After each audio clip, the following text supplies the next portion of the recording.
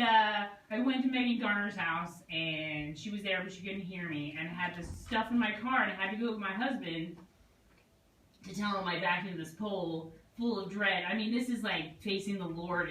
It's that bad. It's like I'm telling the children, you have to be good because Daddy's going to be screaming at me in a minute, and we're all going to die.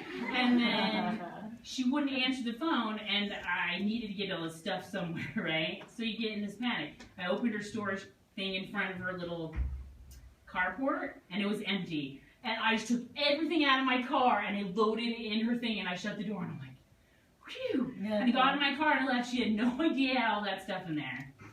And I took care of things, and then I went back yesterday, and I just messaged her. I was like, there are 4 duffel bags and 6 boxes of kitchen stuff in your thing. Do not ask me why they're there. There's no good reason why they're there. All I know is that because Megan's reached out to me before, and because I know where she lives, I literally cast my burden, literal burden, on her and left.